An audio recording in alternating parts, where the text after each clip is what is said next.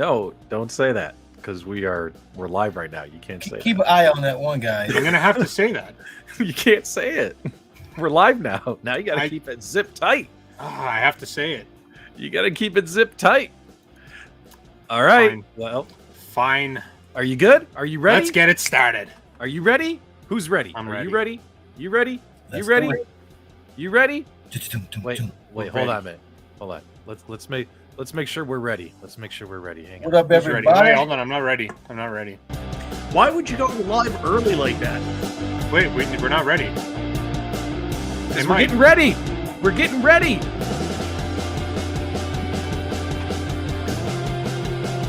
Are you not ready? You guys, banana, Mike. you guys be ready. You need the banana. Party people. The wrong side, Mike. Are you guys ready? Let's Who's do it, ready? baby. Who's ready? You I'm ready? not Put it ready. in the live chat. don't like 12 this. ready. I'm not comfortable. I did not Put it in consent. the live chat. Who's ready? Conti, ready. All right, we'll be right back. Get there. Woo! What time is it?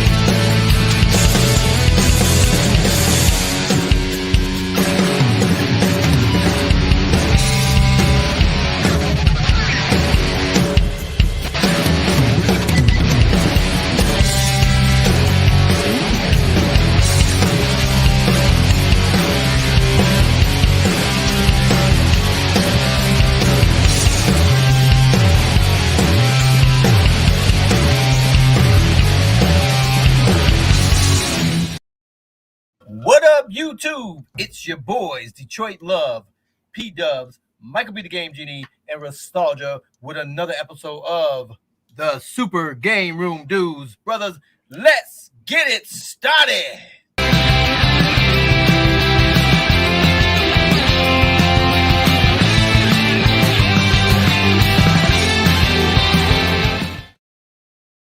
Hey, everybody. Thanks as always for tuning in to the Super Game Room Dudes, your Friday Funhouse. I am your host, PDubs. Joining me, as always, are my co-hosts. We got Detroit Love, MichaelB The Game Genie, and Furry Fur Real Restalgia. Gentlemen, how are you doing tonight? Welcome to the show.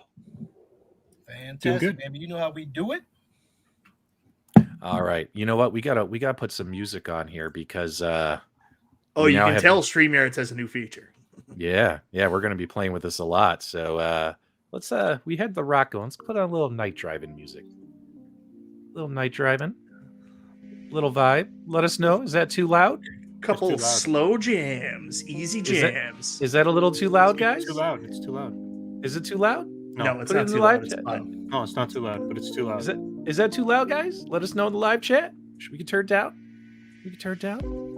Wait, Can you do me a favor? Nostalgia, don't look me in the eye when the song is on. all right. I'm gonna turn it down a bit. You get a little tingle going, Mike? You see a Is little it- tingle? You got that little Peter tingle? You Is that tingle what, in your dingle? If we were in Yeah. a Ford Focus right now, things would be getting pretty Yeah. hot and heavy. Ford Focus, or back when I was younger, guys. I had, check this out. Story time with shit. PDubs. All right, Story Wait, times with hold on. PDubs, baby. with the music going. You guys want to know what I was rocking in high school? Hang on, here we go. All right, guys, feel the music, feel the vibe. So I had the ladies in high school. My dad got me a new car, and I was all excited. He came home. The year was 1999. PDubs was a senior in high school. And my dad came home with this black car with these chrome rims, 2-door coupe. And he's like, yo, Patrick, because my parents didn't call me PDubs. He goes, yo, Patrick. I'm like, what? He goes, your new car's out front. Go check it out. I go out. I see this black car, these chrome rims, 2-door coupe. And I'm like, what'd I get? What'd I get? What'd I get? What'd I get? He got me an Oldsmobile Alero. A 1999 Oldsmobile Alero. Can you believe that? Sounds like a great car to me. Yeah, sounds like it was brand new. I mean, yeah, but still, you know what I mean? Like a lot of my Oldsmobile buddies. Aleros were dope cars, man. Yes, and they were bulletproof. Yeah, You could drive those things off a cliff and they would still run. I had a 76 Comet. Everybody knows back in that day and time, the boats were the best for rocking and knocking. You know that. Yeah. So here, hold on. Let me share my screen here with you guys. So I was hoping for a Mustang. I was really wanting a Mustang. I was obsessed with Mustangs when I was younger, but my dad came home with this. The Oldsmobile Alero. And yeah, I had the same one as this guy. I had It was brand new? It was brand new. Brand new, What are you bitching 99. about, dude? Brand new. Yeah. But you know, I'm like, I walk around the car. I'm like, what is it? What is this car? I go and look at the back of the bumper, and it said Oldsmobile, and I was like, wait a minute, an Oldsmobile? He's like, it's a good car. Be happy with it. That's actually a pretty decent deal. The fact that you had a car, you spoiled. Yep. Yeah. And I knocked up my wife in that car. So there you go. Hey, All right. story. Hey. Mike, Whoa, no. whoa. We got story time with P-Dubs. Mike, what was your first car? Let's hear it. Yeah. What's your guys? Let's go around the horn. Yeah, First cars. First cars. Put them in the live chat, guys. What was your first car? And then we'll start the show. Michael B, go. My first actual car is my parents gave me their car after I got my license and started going to work. And it was already used before they bought it, Chevy, what were they called? The one everybody had, like at the end of the 90s, like 96 to 2000, the really cheap Chevrolet car. Cavalier. Chevy Cavalier. A gold Chevy Cavalier. And I was dating a girl one time, and she always used to say, oh, Mike's coming to pick me up in his pumpkin. That's funny. Carl?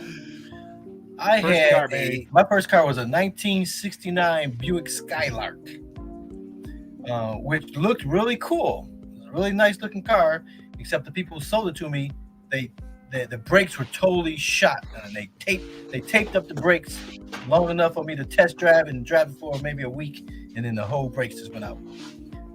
I was driving on the parking brake.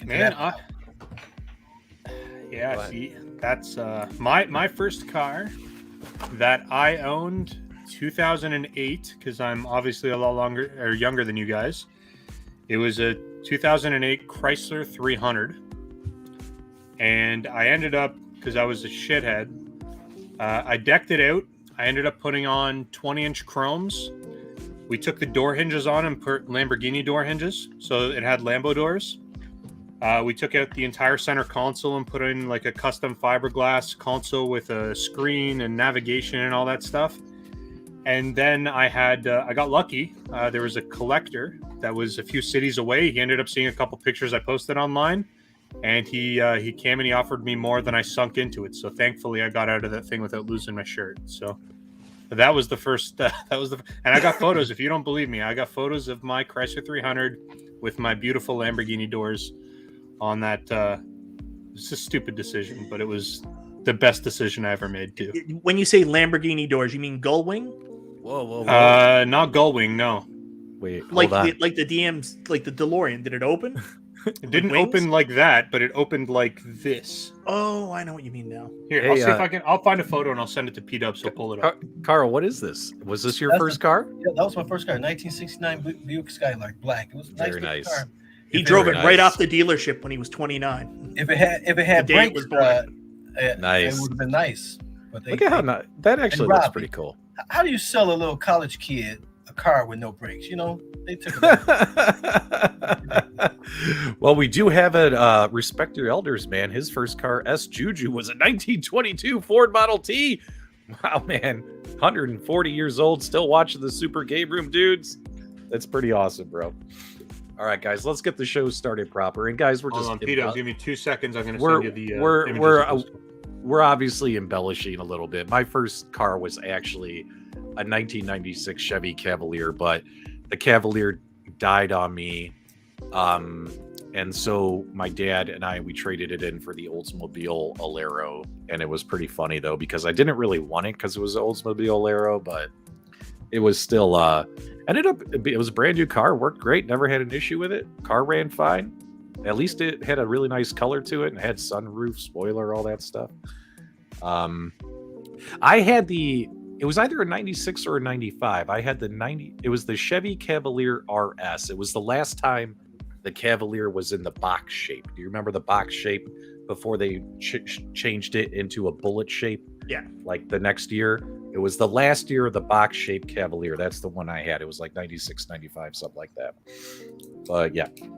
All right. Let's talk about some check Facebook. Oh, Facebook? Why don't you just share your screen?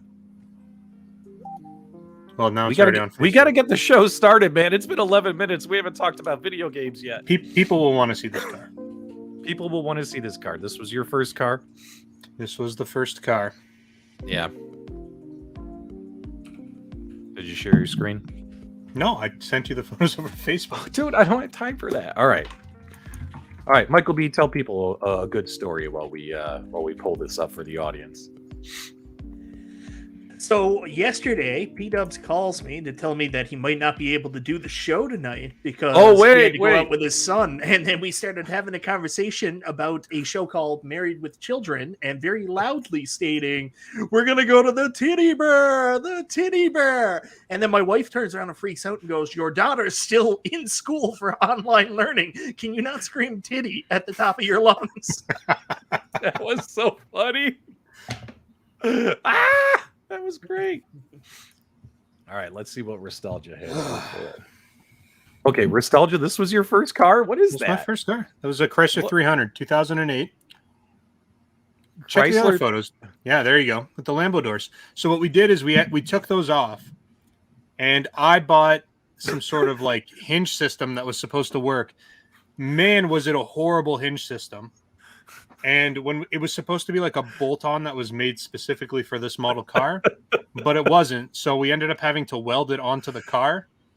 And then the pistons, because the doors are so heavy on a 300, the pistons didn't do that great of a job. So after about 6 months, you would like lift the door up and it would slowly sag back down. It was trouble, man. It's so stupid. Yeah, it is stupid, but it's also incredible. Can you go back to that car for a second? I closed the window. No, but if you go back to it, it's a perfect metaphor for what Restalgia is. Like, it looks like it should be really cool, but it just sucks. Yeah. That's fair, Mike. Oh, man. Yeah. Oh, man. You're hilarious. Say what you will, but putting Lamborghinis on any car is just you feel good, man. You feel good. Look at this. Freshie says, "Oh my God, you were one of them with Lambo." You're damn right, I was. I was one of them. Yeah, that was so funny. I'm telling Michael B's like, "What are you doing?" I'm like, "It's my son's 21st birthday. We're gonna go out like with the family. My wife's mom and stepdad are whatchamacallit, are here. They arrived today to Arizona to spend the weekend with us and with their grandson. So we're gonna go out, spend some time with them. But then, like when we have to put the old people to bed, I told my son, like, we're going out. You know what I mean? I'm taking him to that magical place.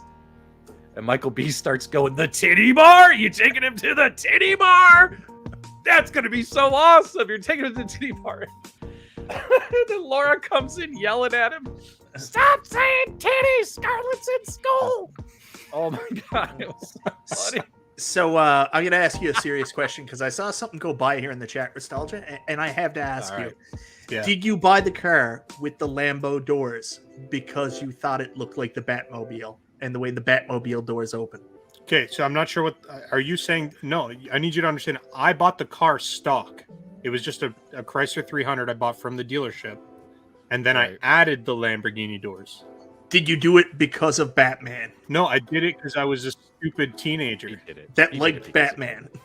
I don't think it was actually related to Batman, because I think if I was going to do something because of like making it look like Batman, I would have painted that thing like matte black. I would have put like a Batman emblem right on the hood. I would have taken out the grill and like put something in there that's like Batman related.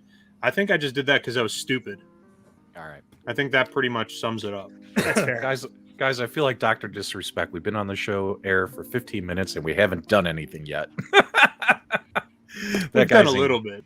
That guy's incredible. He'll go live and he'll literally be live for about 62 minutes, have 30,000 people watching him, and he still hasn't started the show an hour into it. It's pretty hilarious. Mad props to Dr. Disrespect. He's the king of streaming. But guys, let's kind of jump around here real quick. We got one quick update for you on iArcade. Let's dive into iArcade, and then we're going to head over, talk about some Arcade1Up at Game stuff, plus plenty of stuff in the world of consoles, which is nice. We get a little break from all the arcade chatter for a little bit. So let's see what's up with iArcade.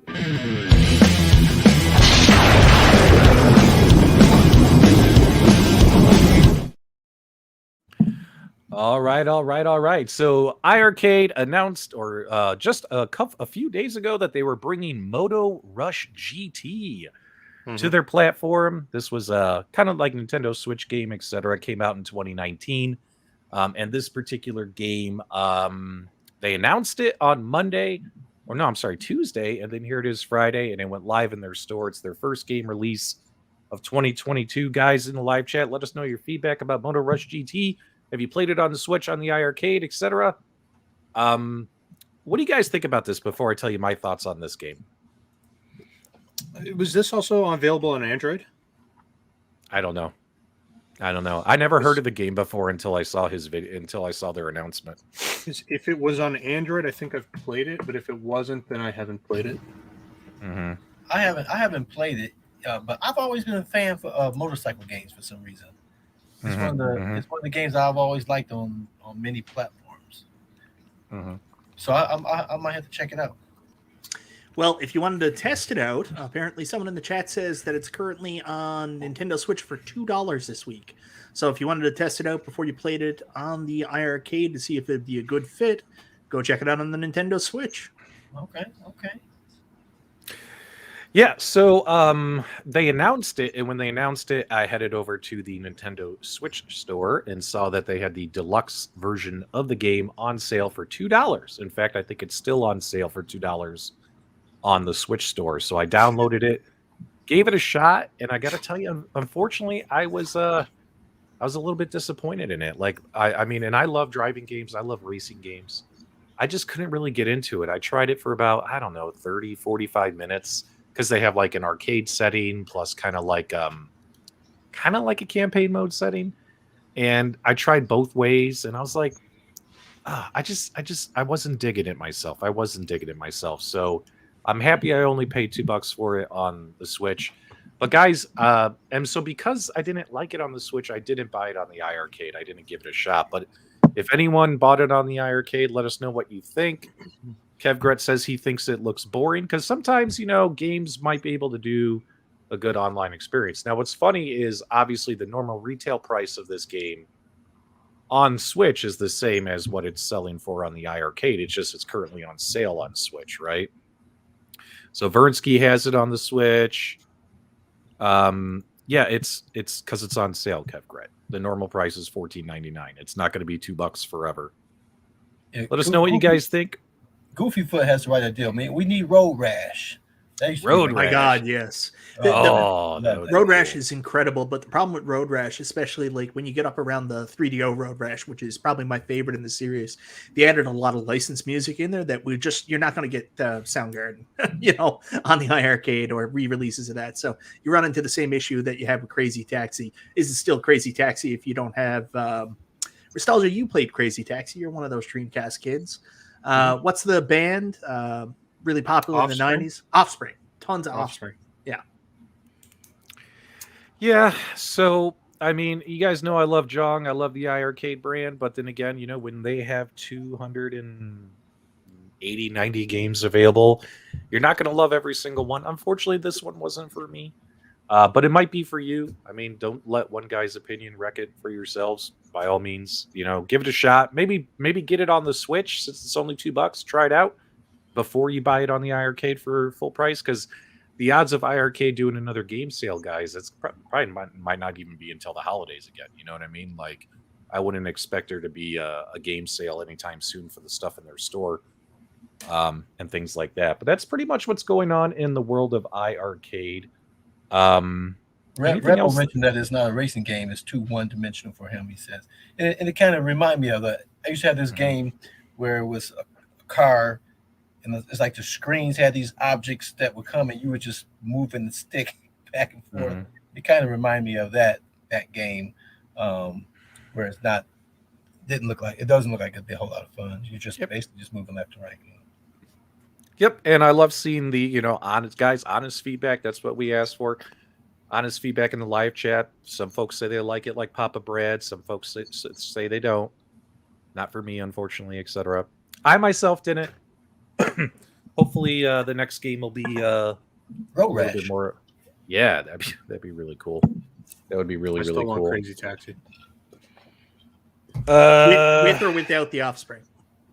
I'd go with it. I want the Offspring. I want the Offspring. It's all I want. All I want. Yeah. I wonder how that would work, because there's the Crazy Taxi. Have you played the Crazy Taxi mobile game? No. Like on Android? I don't know whether or not they had to change up the licensing for music, but if they didn't, I don't know. I think it's possible. I think if they kept the music in there for the Android app, I think they could probably get it on iArcade.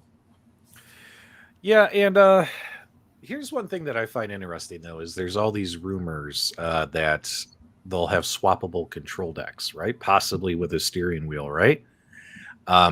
So what is the potential there that, hey, maybe this is just the first of many driving games to come? You know what I'm saying? To utilize that control deck. It's kind of interesting that they filed that patent to have a steering wheel swappable control deck. And the first game announced in 2022 is a driving game, which technically you could probably use that steering wheel for. So I think it's interesting. It's a speculation. We're just speculating right there. But I think it's interesting. What about you, Mike? Do you think I'm reaching? Am I digging too deep? Horizon Chase Turbo.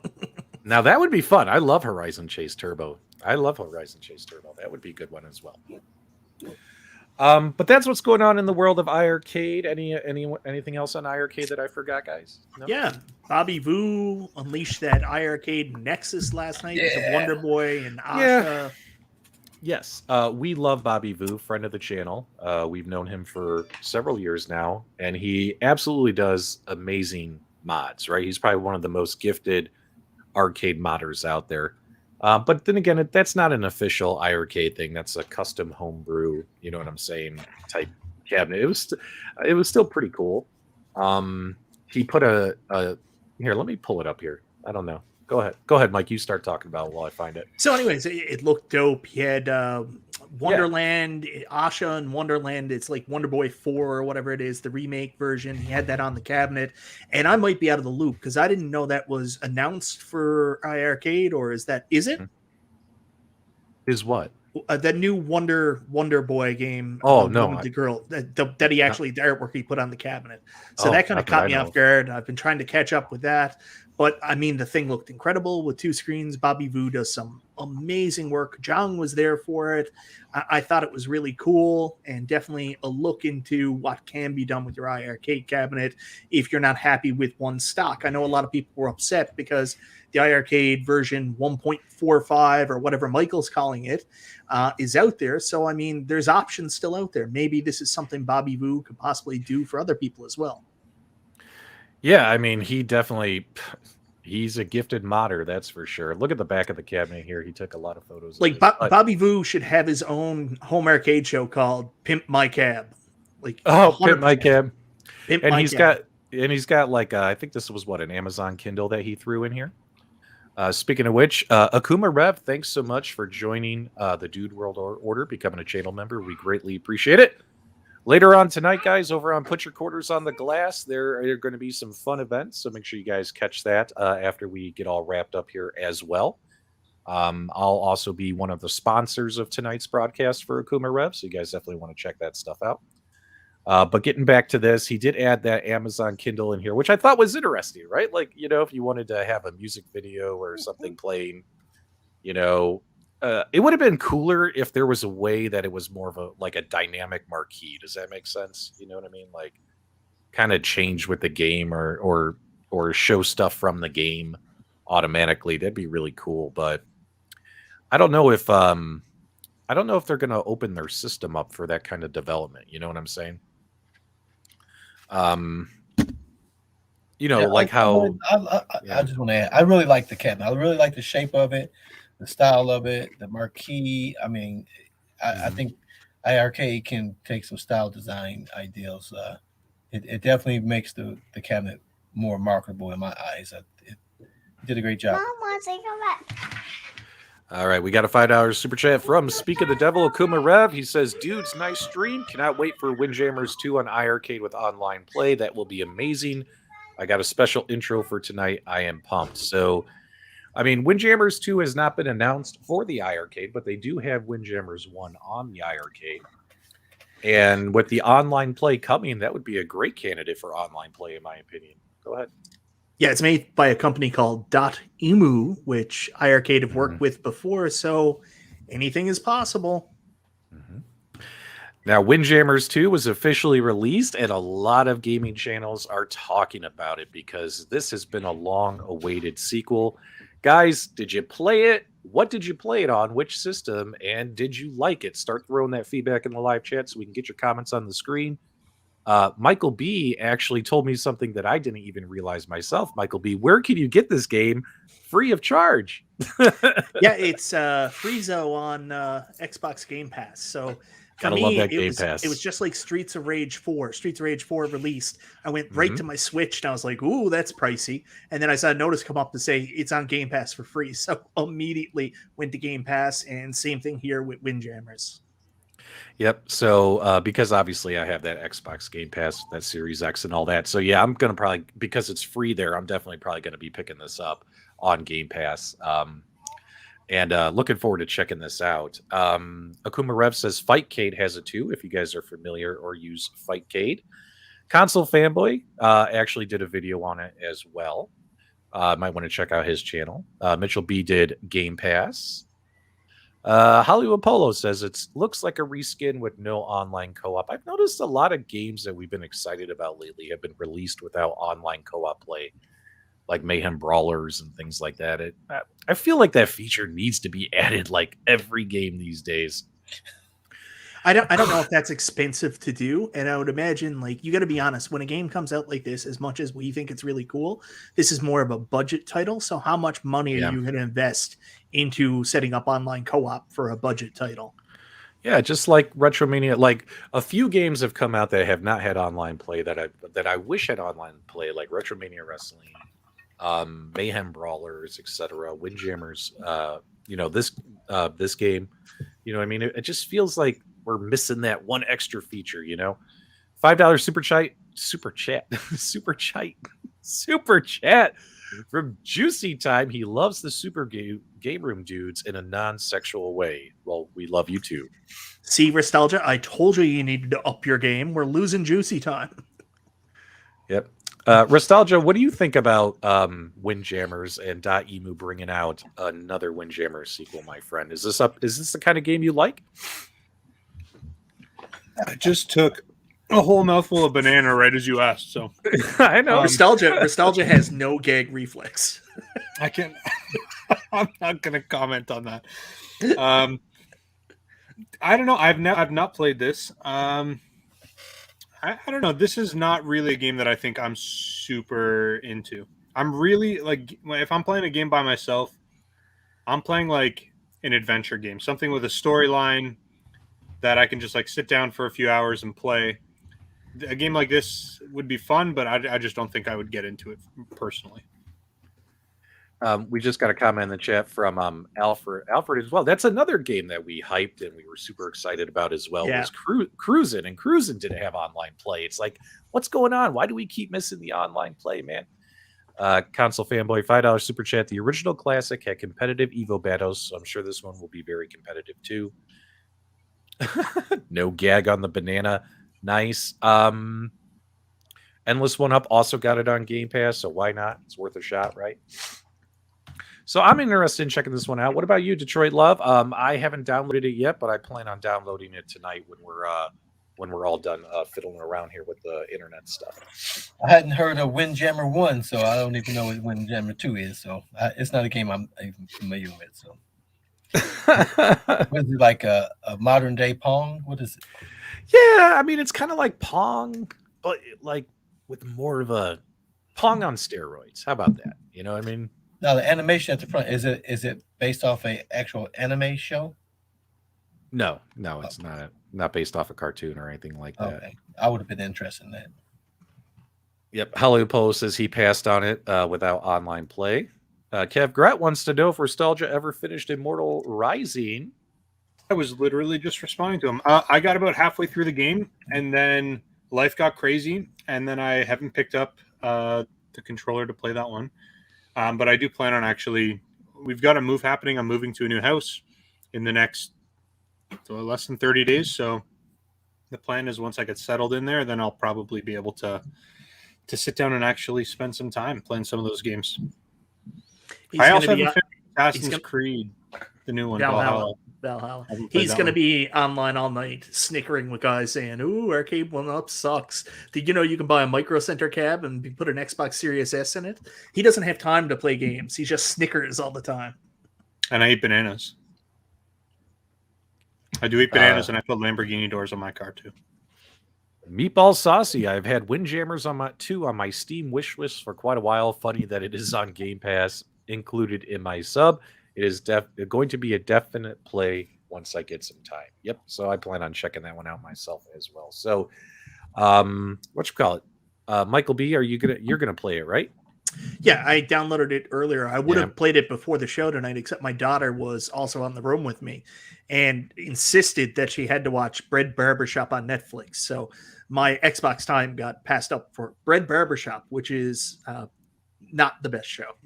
Definitely not entertaining for a 40-year-old man. All right, guys. So we're gonna switch gears here because we did waste a lot of time at the beginning. We gotta get through this stuff. Let's find out. Here's what's up with Arcade1Up. Let's find out what's going on there, guys. Got some interesting information for you.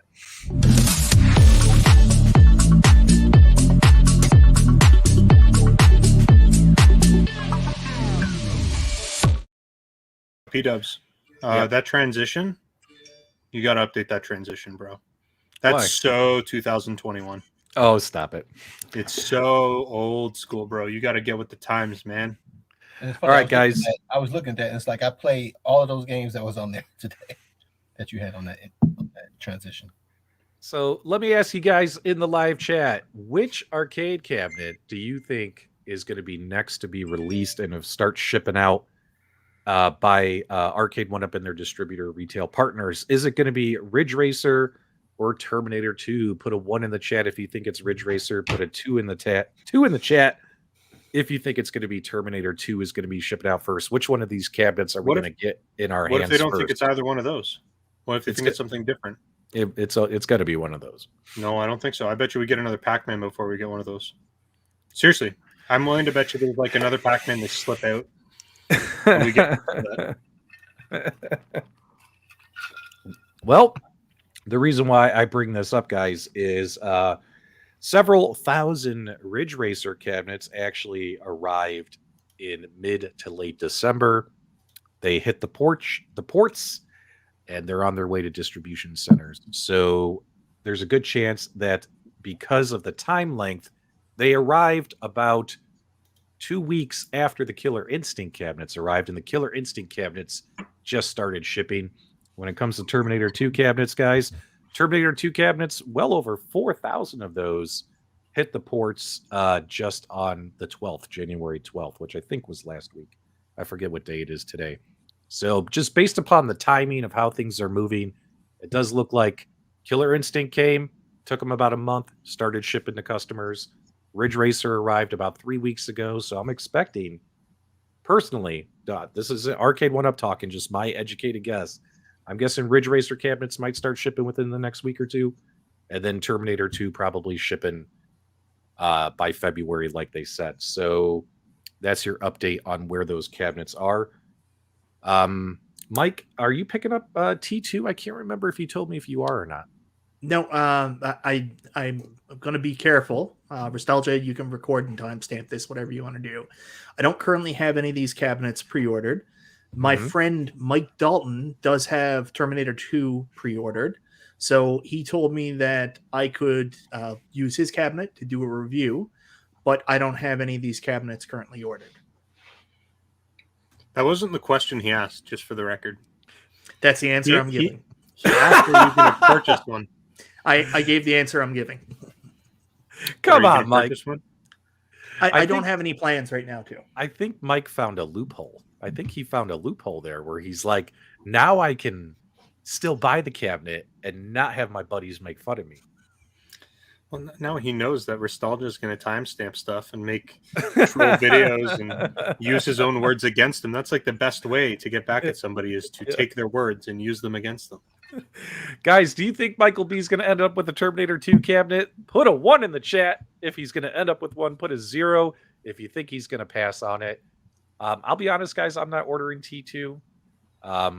As cool as it is, I'm not ordering it myself. I'm passing on that one. What about you, Carl? I can't remember.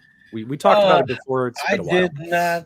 I did not order it. The guns just didn't look. They look like Rock'em Sock'em robots. Too much red and blue plastic. It just didn't. It didn't scream Terminator 2 for me. So, you know what I mean? So there's reasons for the red and blue, and it goes back to the mid '80s. No, not Rock'em Sock'em robots, but we know when guns in the mid '80s, they forced that rule that all toy guns had to have the orange cap around the gun, and also Megatron from the Transformers. That's when they changed him to Galvatron, and they couldn't sell the toy guns anymore. Basically, rules went in that guns couldn't look like real guns. Just because a kid got shot, like a bunch of kids got shot, so it became a big news story. So now any guns that come out, they're going to change the color to make them look toyish, just to stay away from that controversy that dates all the way back to the 80s, early 90s. Bobby1ALU wrote, the bigger question is, what issue will show up on these new cabinets that somehow Arcade1Up missed that takes the average YouTuber 3 minutes to find?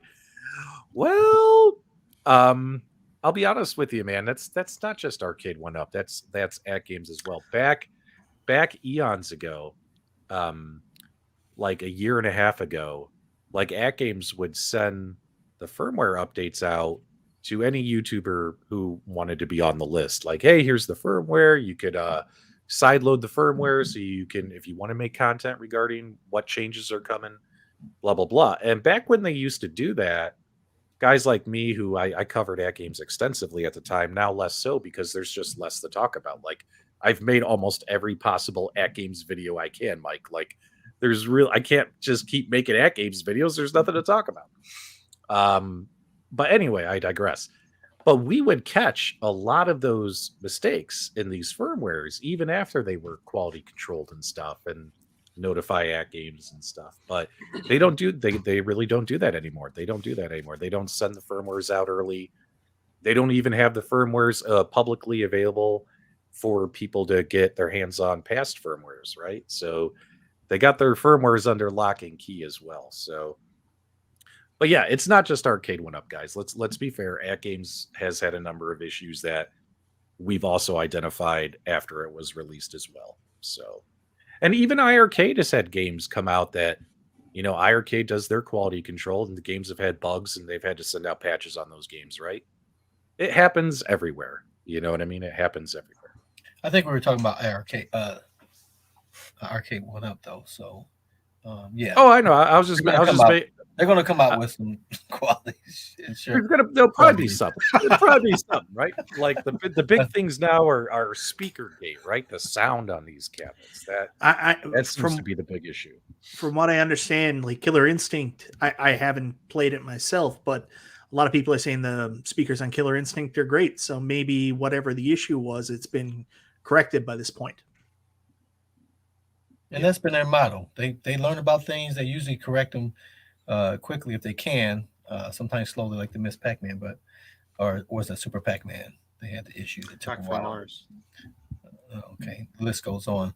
But yeah, they're never going to get rid of the quality issues. Yeah, but they've come a long way from 3 years ago. That's for sure.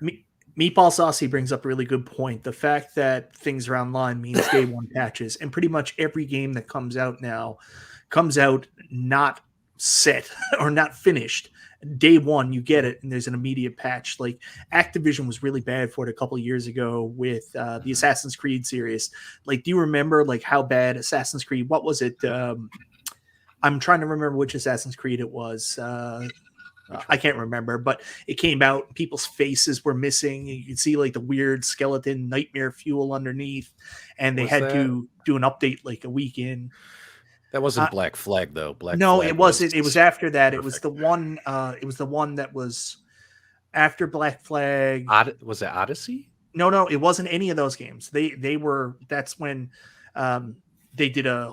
Was it? It was. 180.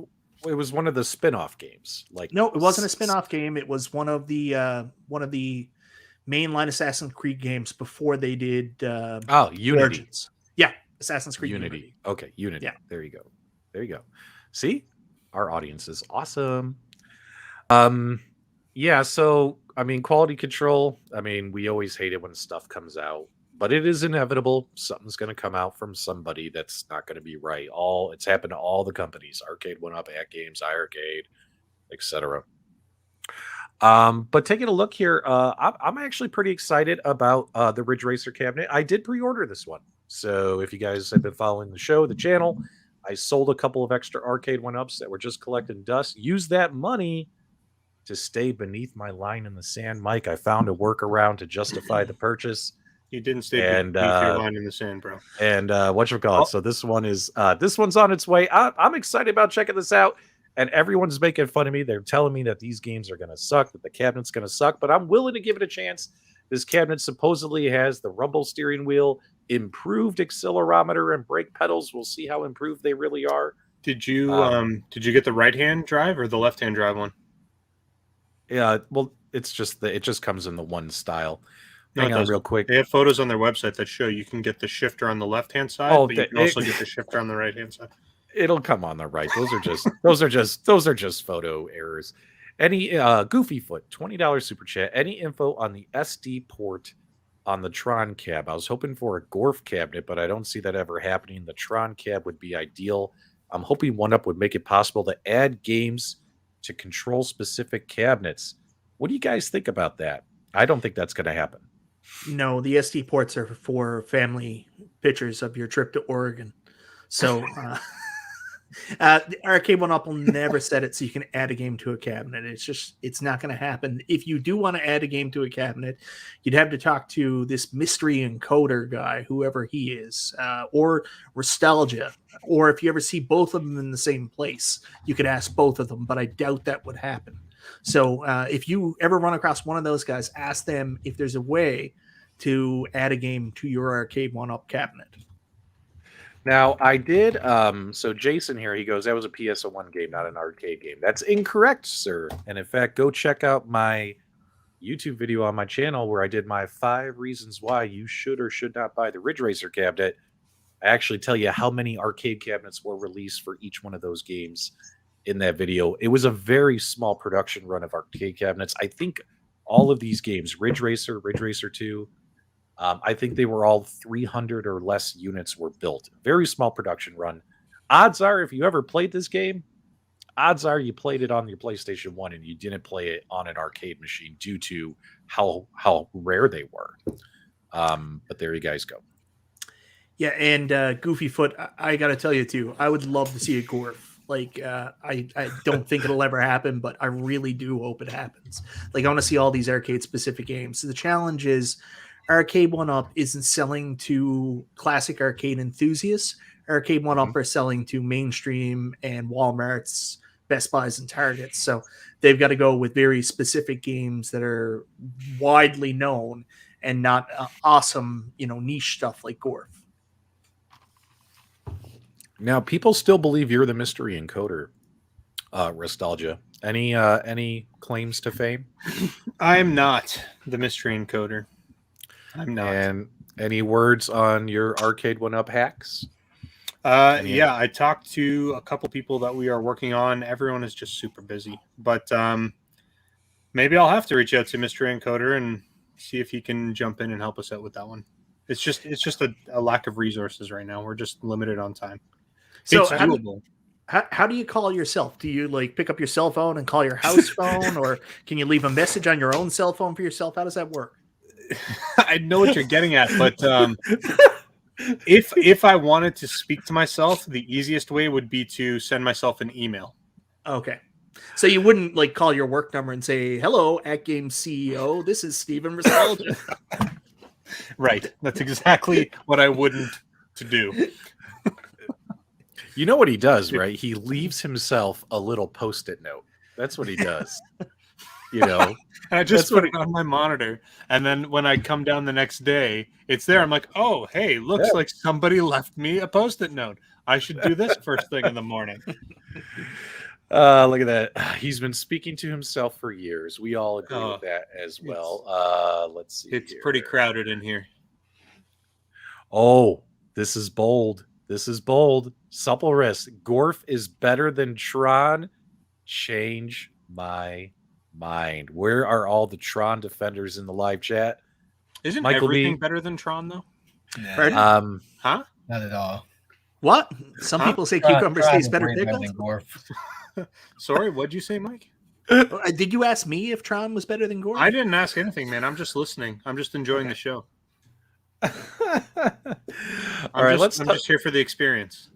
So let's kind of kick over and let's talk about the Arcade1Up Killer Instinct cabinet, because that's officially been released. Many people have received it, many owners, and once again, we have a product that was released that unfortunately wasn't a smooth release as well, right? There have been a few things going on. What kind of background music do we need for this conversation? We need a little bit of something, maybe something electric or very sensual. Very sensual. Okay, daydreaming. Yeah, that would be good. Some daydreaming music. That's good. How about that, guys? Some daydreaming? Okay. I wish I had my banana right now. All right. So tonight on the Super Game Room Dudes, we're going to talk about the Arcade1Up Killer Instinct release. So it looks like a few owners have... Whoa, hold on. It's too upbeat, bro. I got to turn that volume down. That's too loud. I can't think when it's that loud. Let's turn that down, guys. Sorry, guys. See Mike and his jam on? All right. Right about there is good. Okay. All right. So, Shoe shine's right. So a few people have said that they're having issues with their cabinets with the power. Now, this isn't like, I think, something happening in mass. It sounds more sporadic. But it sounds like a few people are having issues where they try to turn their cabinet off. It won't turn off all the way. Restalgia, what are some things that could prevent this cabinet from doing a complete power cycle? It's like that. I know, like just a simple bug in the software. Yeah, it could be. I mean, it depends on like I don't have the machine, so I don't know what the process is. Why is it not happening to everybody? Why is it? I've seen like maybe 5 guys report it, which is a lot on day one. Yeah, it's a lot of guys to report it. But hundreds have received. They were updating the firmware. Well, my thought process would be that not all bugs show up 100% of the time, right? So and that's probably, okay. I don't know that they did a ton of quality control because they usually don't, but that's why a bug like that could easily slip through, because whatever limited quality control they do, if it's not something that happens every single time, then there's a good chance the people who tested it didn't experience it, and then they signed off and off it goes. So yeah, it's likely just like a small little bug that's relatively easy to fix. So let's look at the timeline of the possibility for quality control. So Twisted Chris and the other 2 people who got review unit cabs. Wait, Twisted Chris didn't catch it right away? Got their cabinets the same day that all the retail cabinets, those first, what was it, like 400 retail cabinets hit the ports to be delivered. So how much time was there to do any real quality testing before that went out? 3 days. 0 days, because 0 days. The units were already here to go out to the consumers. Right. I guess with software, firmware issues, they could do something. Yeah, and they're connected, so there's less of a concern, right? Like you can get firmware out to them. It's just a matter of like having an inconvenience. All right, what's the workaround for that right now? Are people just like plugging it back in, and then? I saw one guy mention in one of the Facebook groups. He said that he swapped his power cables, and the problem went away. Like he took his power cables from I think another Arcade1Up cabinet or something. So he thought it was his actual power cable. That's what he wrote. It was probably just a reboot. Switching the power. Yeah, it could have just been a reboot, right? Like, I don't know. I mean, that's just what he wrote in the comment thread. So, or it could still be the bug and he just didn't experience it after he swapped it. So, the best advice we could give you as owners of those products is if you are experiencing any kind of issues with that cabinet, with the power cycling, it won't turn off all the way or won't turn back on, open a ticket with Arcade1Up. And let their customer service handle that. Oh, sorry, I'm just vibing with the music. But minus that, obviously, the online features, missing some lobbies, missing some spectator mode. You know, that stuff kind of blew up this week. I don't think we really need to dive too deep into that. Excuse me. Hearing rumors that they're working on getting that possibly released as well via firmware update. So if that comes out, I think that group of fans are going to be super happy when that comes out as well. Mike, you got that weird look on your face, that little... Kevgret has some inside information he wants to share in the chat. What do you write? Oh, power won't cut out on the Pro. It's a feature. They're going to advertise it right on the box. Yeah, it was funny it's too. Like the main selling feature. When the lack of lobbies and the lack of spectator mode, I saw people all over in many forums going, well, that's because they're saving that for the Pro Series. You get spectator. It's so like everyone's going to be using the Pro Series as a punchline moving forward. Does the Pro Series have any different software features, or is everything hardware related? Seems like it's hardware related right now. Specifically seeing that it's the exact same games on it. So, like, I asked the question, is it going to have a more powerful chip? But nothing's leading that way. So, yeah. Well, there's no need for a more powerful chip if it's the same games and they're running fine, right? Like, why would you put a more powerful chipset in there? That's fair. Yeah, but here's the thing too. If it is a software issue, Tony, if they don't know it's happening to many people, you know, it's just like AtGames. People report firmware bugs to AtGames. AtGames investigates it. Hopefully sends out a firmware fix, right? Same thing with Arcade1Up. Same thing with iArcade. Same thing with every online gaming system you own. If you don't notify them, open a ticket that you're experiencing that issue, they can't figure out. You know what I'm saying? So, yeah, it could be a software bug that they just need to push out to cabinets. So, you know what I wonder? I wonder if what their strategy for, like, because now we've got a regular Killer Instinct and we've got the Pro coming out. Yep. I'm assuming that they're going to use the same board, the same chipset. It'll be the same as in both cabinets, but I wonder if the UI is going to be marginally different or slightly, maybe completely different on the Pro Series, just so it looks visually different before you launch a game. Do we know anything about that, or is that just like nobody really knows what's happening? Nobody really knows until they crack one of those babies open once they ship. I'm assuming, like you said, same stuff, just bigger monitor, better speakers, better controls, bigger cabinet overall. Wait, I got a question. Hold on. I got to stop the music for this. Okay. This is a serious question. This is serious. I got to stop the question Not a for this. time question. Guys, I want to know your honest opinion in the live chat. So this Arcade1Up Killer Instinct cabinet, from what I've seen, is exactly 3 inches taller than a standard Arcade1Up on a riser. Exactly 3 inches? Yeah, about 3 inches taller than a standard. That is not exactly. Stop trolling. So what's funny is, as you guys know, Arcade1Up has 2 riser variants. They have the 12-inch riser that you get with all your cabinets, or they have the 15-inch riser that came with the Outrun stand-up cabinet and the Star Wars cabinet. If this cabinet is going to be 3 inches taller, or if they wanted it to be taller, why didn't they just ship this with a 15-inch riser versus having us connect side panels together? Does that make sense? You know what I mean? Like, it could have just been the normal size Arcade1Up just on a 15-inch riser. Does that make sense? Are you saying why isn't the Pro on a riser? I'm talking about the standard Killer Instinct cabinet. So not the Pro. Not the Pro. I'm just giving you a hard time. Forget the Pro. Throw the Pro out the window.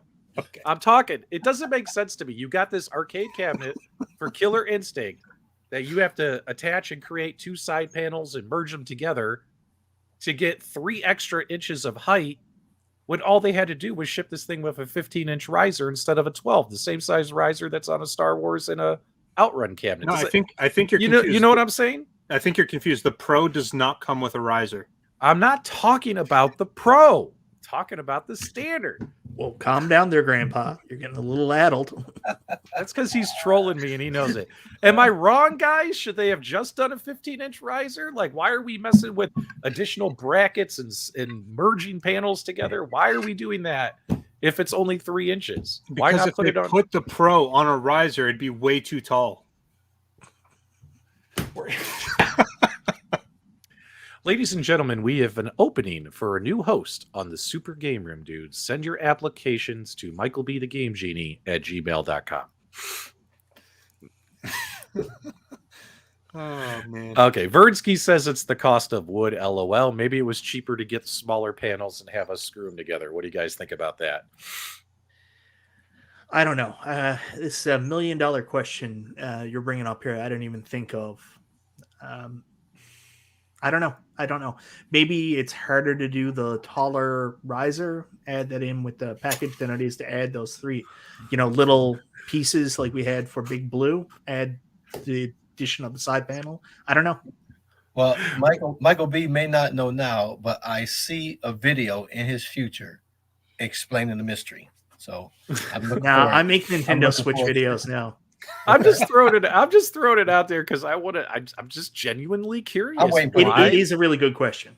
Yeah, and it deserves his own video. So and Nate's right. No matter which way they done it, someone would have complained about it. But keep in mind, that's all YouTube is show and tell, and people sharing their opinions, and you can agree to disagree or just agree. But it's weird. It's just weird to me. I'm not hating on it. I'm like, why not just give it the bigger riser? I don't get it. She said. But maybe it's a stability thing. That's what Atul wrote here. Do you think it'll? I mean, people are going to really be. What do you guys think? I don't know. Well, who has both cabinets? Can we get some action going on? There's some photos on Facebook. People have been posting pictures of their Killer Instinct cabinets like crazy. Go ahead, Mike. Someone that has Star Wars as well. That's what my question is. So I'll throw it out there. Here's an idea. So when you get a new toy at home, even though you got something else older that can probably do the same thing, you just want to keep using the new thing.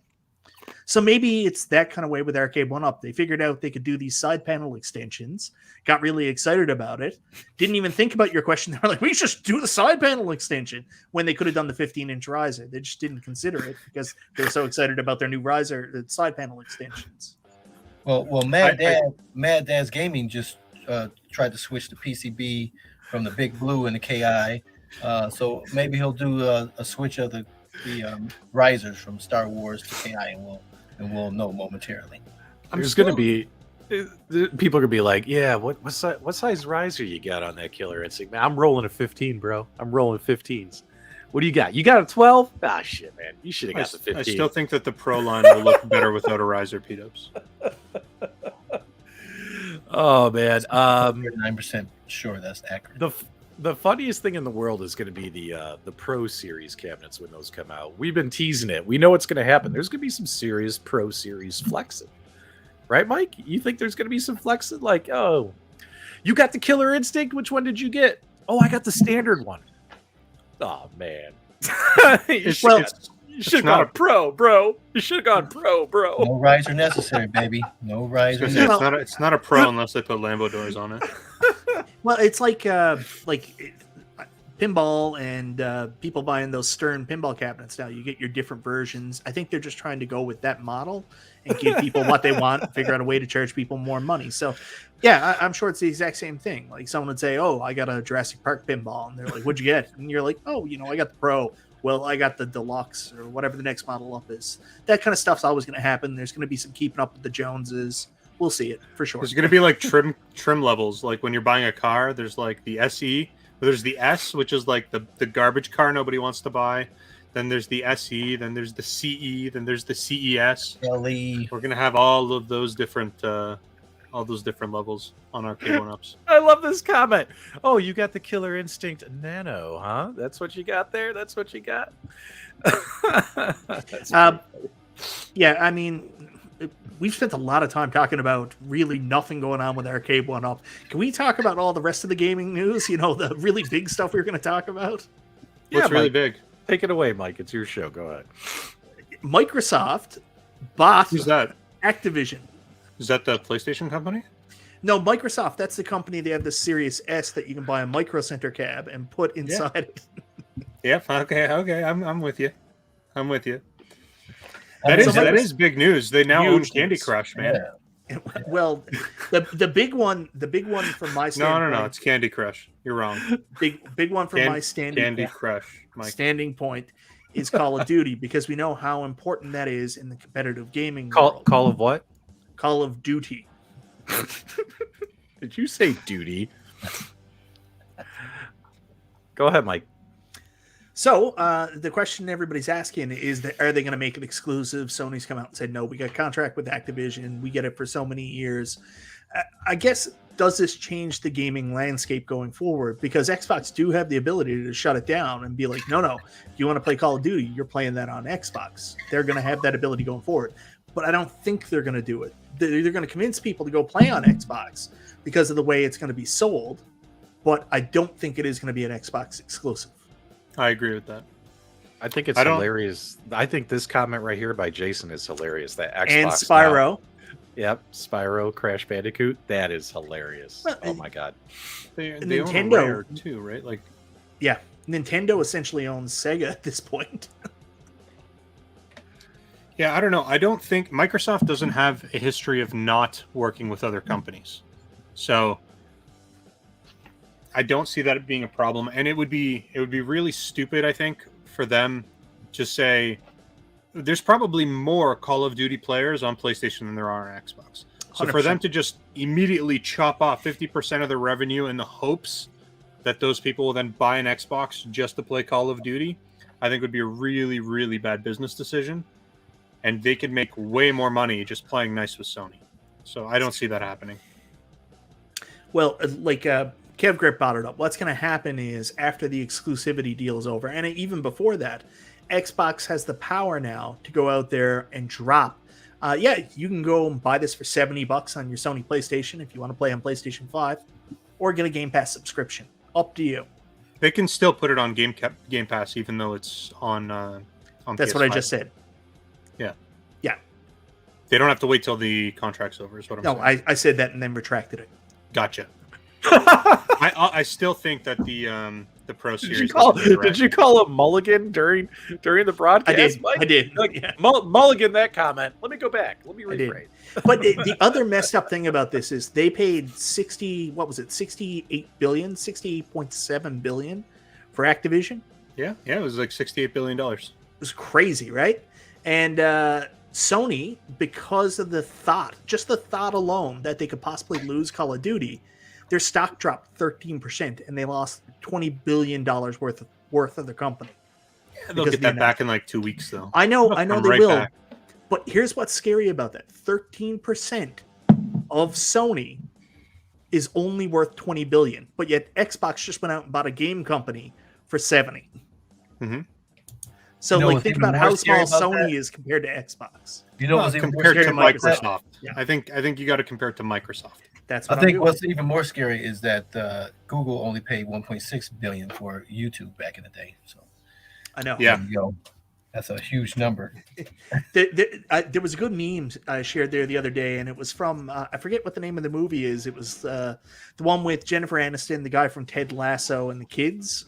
And anyways, they were all talking about companies that got like billions of dollars for what they were worth. Like Activision got 70, and then Bethesda got like 15, and then Rare turns around and goes, "You guys got billions?" That's funny.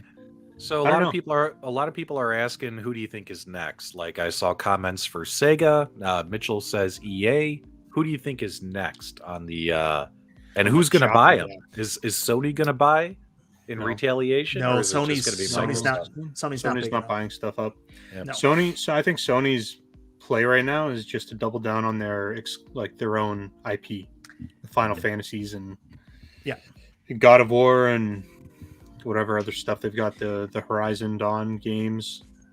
Yeah, well, that's like we were talking in our private chat earlier. You were saying, why did I even buy a PlayStation? And I said, next month it'll get hot once Horizon Forbidden West comes out.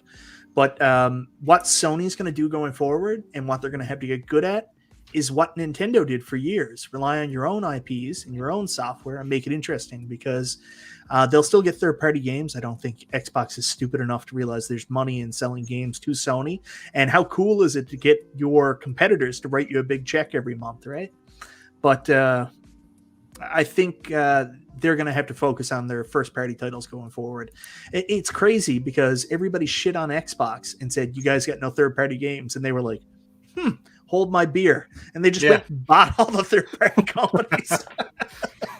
That is true, eh? They went nuts, man. They went nuts. They just started gobbling everybody up. I just got my PS5 this week. I bought. You just got it? Yeah, look, Papa Brad wrote, you still can't get a PS5. Guys, I've been trying for over a year to get a PS5. I ordered 2 games, Demon Souls and the Spider-Man. And I've had those ask me. I've had like 14 of them so far. Oh, shut up. I'm not lying. and yeah, so I finally got one. Took forever. Yeah, and to be fair, I've had the PS5 on launch, the Xbox Series X on launch. I'm a huge Sony guy. I've always played PlayStation. That's been the console that I picked. The Series X is the first Xbox console I've ever bought that was new. And I actually play the Xbox like 10 times more than my PS5 right now. And it's saying a lot because I'm really on the other side of the fence. But the Xbox, they're doing good stuff. Take a look at Crumb. He's watching. I want to answer that question you asked about who's next. I think if someone can get their hands on Epic Games, I think that would be pretty huge. You guys know that's who makes Unreal Engine, which is in so many different games. I think that would be a major move if somebody can get that from Tim Sweeney, I think his name is. Who's Epic? That's is that Fortnite? Does Epic make Fortnite? Who makes Fortnite? Activision. Activision doesn't make Fortnite, do they? Every game from way back in the day. So, who is the developer for Fortnite? It's Epic, yeah. Tell Sony if they want to keep Call of Duty, they have to let Xbox get Spider-Man. That's pretty funny right there. Yeah, Epic is huge. I think it's still privately owned. Well, they also have their own store, right? The Epic Game Store. So, I mean, that powers them along quite a bit. Yep. Everyone's writing Epic as Fortnite, guys. Yeah. What about Rockstar Games? Rockstar is Rockstar. Yeah, you don't think somebody will try to buy them? Wow, that'd be interesting. I think you'd be surprised on how much that would cost. Because if I would not be surprised, but no, I think you would, because you have no idea how much online GTA 5 and Red Dead Redemption Online are still making them. Like, really? There's a possibility Rockstar could buy Sony. We might be having that conversation before anything else comes around. You think so? Oh yeah, Rockstar makes like $100 million a day from GTA 5 online. But how much do they spend in maintenance for keeping GTA 5 up and running? Right, like it's a little bit more than Arcade1Up. Just a little bit, I guess. Yeah, I'm curious. I guess I'll take a look at. Are they a publicly traded company? Can you buy stock in Rockstar Games? I don't know. Look at what the company value is. I like what Pliskin wrote. It's the beginning of Skynet. Yeah, it is. It is. Beginning of Skynet was a couple years ago when everybody gave up their freedom so they could ask their Siri or Google Home, how do I make chocolate chip cookies? That's kind of true. You're too funny. Any other comments or thoughts on that one? Oh, so many more. Like we're definitely moving into an interesting time in the whole console world. I mean, Xbox, the ability to do stuff like this, and Game Pass. I'm noticing myself. I mean, I am becoming more and more the kind of person that doesn't need the physical game anymore, which is something I never thought I would be. I'm such an you're a piece of garbage, Mike. I know. I'm such an advocate of physical media, but Xbox, the last 2 generations, and this Game Pass system has completely changed my mind on the way gaming works. Like, I would much rather have something on a subscription service. Like, I'm mad at Sony not having it now. They do have one. Sony has one. It sucks. It's terrible. Yeah, but I think the difference here is, Mike, you're not buying those games. You're kind of like renting them, right? It's like Netflix. So you're playing them while you have that subscription, but once that subscription's gone, you don't own those games. Yeah, but right. I've become trained to be accustomed to that now too. I have a Blockbuster video downstairs in my basement of like 10,000 DVDs that I will never use again because the multitude of different streaming services I have where I don't own any of these movies, but I still use them that way. And I'm used to that now. And it's very comfortable to do the same thing with my Xbox. I got a question. Are those Blockbuster videos have late charges accruing over these years? Oh yeah, I'm in a lot of trouble. Blockbuster is going to collect. Them going out of business was the only thing that saved my life. Yeah, but what did you think about the free gift that Microsoft gave everybody with their acquisition? What gift? They sponsored, and everyone's getting 2 free months of Arcade1Up. That was so funny. Oh man. Microsoft buys tastemakers. Wouldn't it be interesting? I mean, think about it. You're Scott Bacharach. You started this company from, something small to, they're making what? They're like a $10 to $20 million revenue company. They're not a monster size company, but still, can you imagine if he took the money and ran? He's like, here, I'm gonna. Well, he's got lots of other brands that he didn't he make Hatchimals? Yeah, it'd be funny if Arcade1Up got sold, and I wonder who would buy them. It'd be interesting. That'd be fun. Oh well, I'm sorry. I digress to arcades. Mike, anything else about this merger you want to touch on? Not really. We can leave it there. I mean, people have been talking about it all week. It's been a huge news story. The interest is going to be what happens in the competitive gaming world, and I guess what people's user buying trends happen. Some people have talked about Sony getting strong with their first party stuff and coming out with an answer, and maybe reviving the Resistance franchise and trying to get that up and running again, or maybe bring back SOCOM to really challenge the COD Online battle. But I mean, they still have COD, but I think there's a lot of value in bringing back Resistance or SOCOM. I loved Resistance. I loved Resistance. That was the launch title for PS3. Yeah. And then it really fell apart really quickly after the first one. Sadly, that's true. They had 3 of them, right? Yeah. The third one really went right off the rails. There's one on the Vita too, where you're a firefighter. It's something. It's dumb. No, I would love to see SOCOM come back. That'd be dope. Yeah. Now, Mike is super excited. You put out a video today, something about ghouls. Was it Ghouls and Ghosts you're super excited about? Ghosts and Goblins Resurrection finally went on sale. Yeah, I'm pretty excited about that. What is the sale price now on that? You guys in the States, it's down from $29.99 to $19.99. So $20. Much more digestible price. Nice. Cool. Totally cool, bro. The only thing is, if you're a classic fan and you haven't played this yet, you will notice you don't move as fluidly. It's one of the things we brought in this new animation style, and it's basically the characters are like marionettes. So there's a couple extra movements of animation. So the timing will definitely feel off if you're used to playing Ghouls and Ghosts on the Sega Genesis compared to playing this. It's just not as quick and as fluid.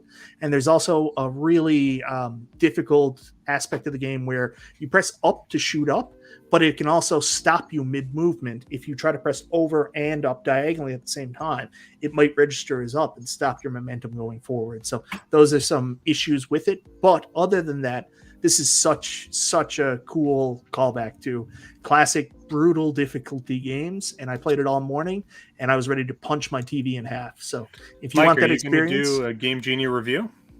Yeah, you should. I want to see that. I would watch that. Maybe. Game's kind of old.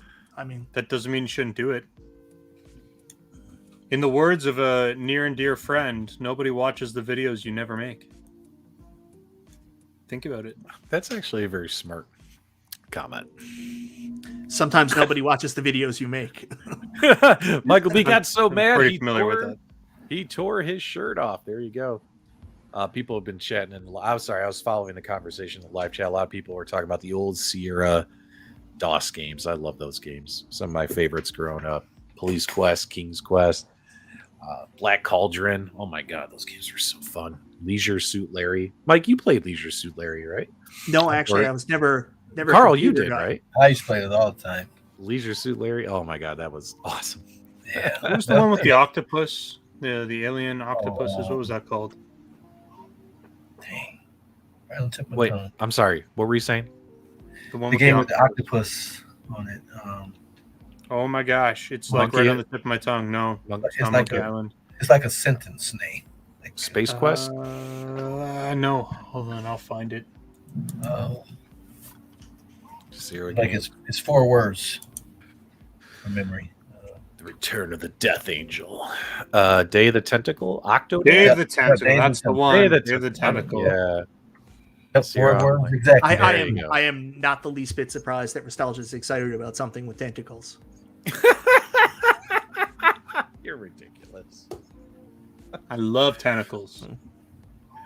So yeah, guys, if you're interested in picking up that game, it's on sale. It's been $40 for a long time, and it's on sale for what, 26 bucks? $40 Canadian down to 26 bucks Canadian, but in the US, $29 down to 19.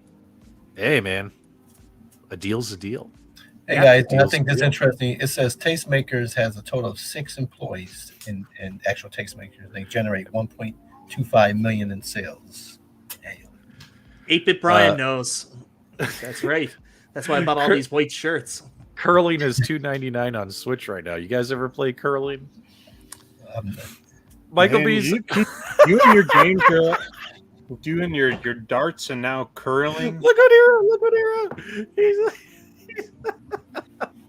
Thank you, 8-Bit Brian, for always entertaining us during the show. That was pretty funny. Mike's gonna sell bathwater pretty soon on our OnlyFans. Yeah. Furchers. Yeah. Oh, look at this. Wolfenstein, Doom, and Seventh Guest. The first time I played, I think it was Wolfenstein, I got really ill playing on the PC. I think that was actually the first kind of like first-person type shooting type game that I ever played when I was younger, and I got really sick. I got really sick playing Wolfenstein. How sick? I remember that. Enough that I like threw up.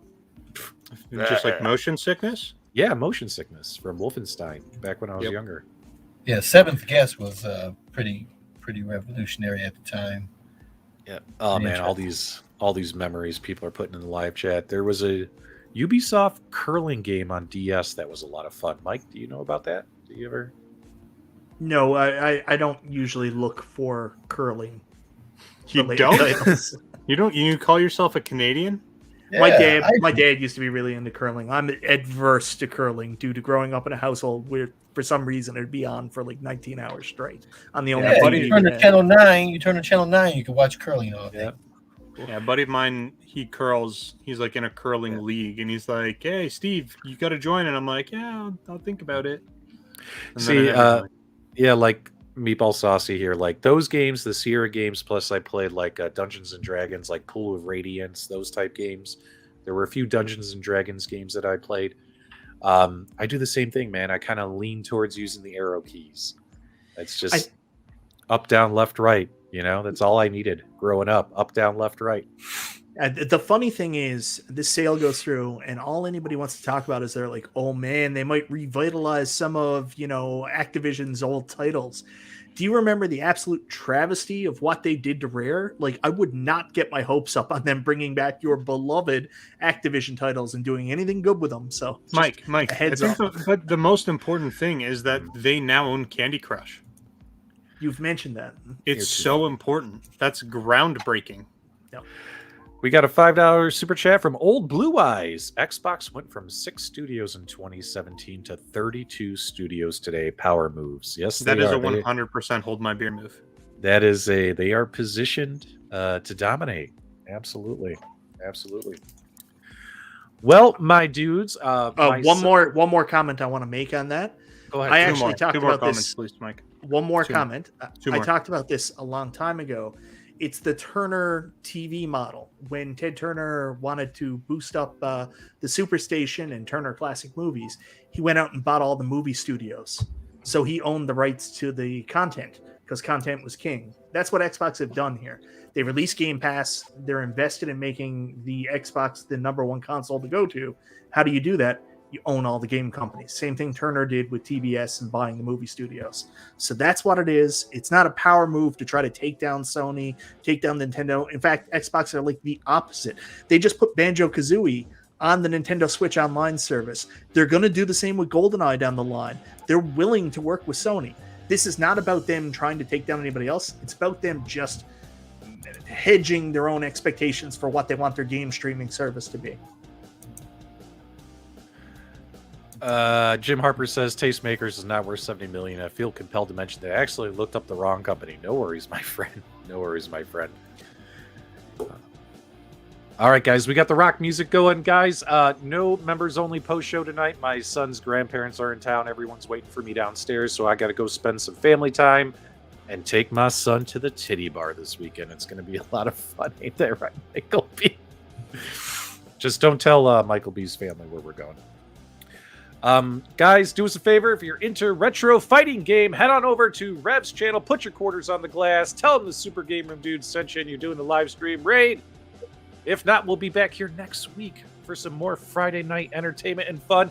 If you enjoyed the broadcast, give us a thumbs up on the way out. Carl! Guys, thanks for watching. We appreciate you. And until next time, we'll see you on the way.